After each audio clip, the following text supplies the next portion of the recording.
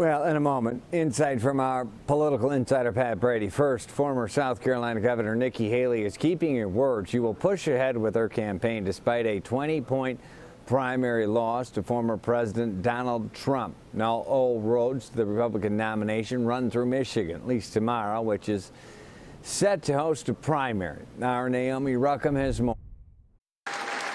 2024 presidential hopeful Nikki Haley was already back on the campaign trail in Michigan, a day after former President Donald Trump claimed victory in her home state of South Carolina. You can't have a candidate who's going to win a primary who can't win a general. Haley will rally again today in the Great Lakes state ahead of tomorrow's primary. Afterwards, she plans to barnstorm through multiple states leading up to next week's Super Tuesday. I have never seen the Republican Party so unified as it is right now. With his Palmetto State win, Trump is one step closer to the GOP nomination, but he's facing criticism over racially charged comments at a Black conservatives gathering last week. We've all seen the mugshot, and you know who embraced it more than anybody else? The Black population. A Biden campaign spokesman called those comments, quote, insulting and moronic. President Biden is also on the ballot in Michigan tomorrow.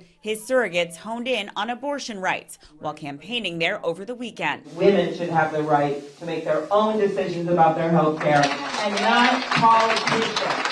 But the Israel-Hamas conflict is the other big issue in the Great Lakes state. Some pro-Palestinian activists are pushing Democratic primary voters to vote uncommitted in protest of the president's support of Israel. Naomi Ruckham, CBS News.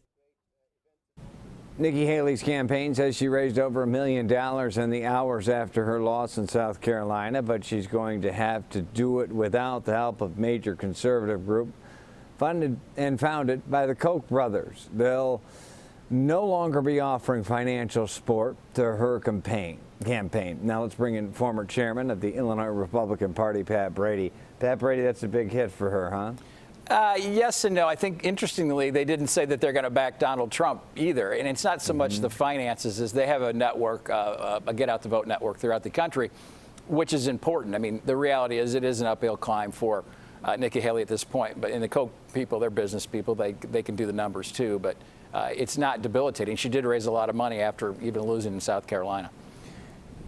Break it down for me. How important is Michigan? I mean, Michigan is a bit of a bellwether. I mean, it's going to be interesting. I mean, you know, that state used to be through and through blue. Now it has gone more red.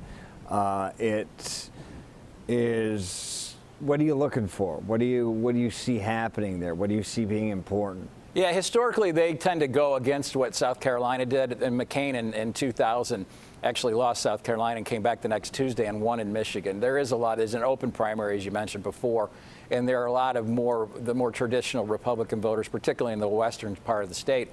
I think what we'll be looking at is to see just what number she gets there. I mean, it's still, again, an uphill climb for her. There's 16 states, I think, left. 11 of them are open primaries, and you can see how well she does. But, Michigan will be interesting. What's the play? I mean, let's get down to it. What is her play? Is her play to just hold on as long as she can and wait for him to get in legal trouble where he What do you mean, run? like a criminal indictment and conviction? Yeah, or several of them. But Yeah. But I'm saying, is that actually her play? There's probably two plays. That's probably one of them. And the reality is this trial is probably going to start in spring, the January 6th trial. But just take a step back. Some of the stuff in New York, I think, is kind of political nonsense. The case that he got clipped for $350 million on, and the Atlanta thing, because of the ineptitude of the prosecutor, appears to be on life support. She just totally screwed that case up. But the January 6th federal indictment that's going to go to trial probably in late spring is a very serious charge, and the people that are going to be testifying against him in that case are all Republicans, and they're going to testify to the lengths, corruptly and criminally, that Trump and his people went to overturn a legitimate election. And that's going to be in the public domain for months. Even if he's the nominee, he's going to be so wounded. It's going to be tough, really. I think he's really got to draw an inside straight to win this thing, because that's going to be some really bad public relations for months, going right into probably into the conventions. Yeah, bad public relations. But then it's not like he's running against a lion. He's running against Joe Biden and Kamala Harris, who seem wounded and wounded and wounded again. Let's say hypothetically the general is Trump and Biden. That's what everything points to now, barring some type of constitutional crisis or never been heard of before scenario. Who wins then? Probably right now, Biden. The reality is this comes down to 4 or 5 states and probably a couple 100,000 votes, Michigan, Arizona, Pennsylvania, and some other states. But this is what drives me crazy about being a lifelong Republican. I thought the purpose of a political party was to win elections. Nikki Haley beats Trump by 18 points in the last poll out over the weekend, and Trump's in the margin of error. And it's just going to get worse for him. I know that the indictments and all the stuff we hear on the news about the legal stuff fires up his base. But the reality is it turns off a lot of other people. And there aren't enough Republicans in this country to win an election. You have to attract independents. And he is absolutely kryptonite with suburban women voters.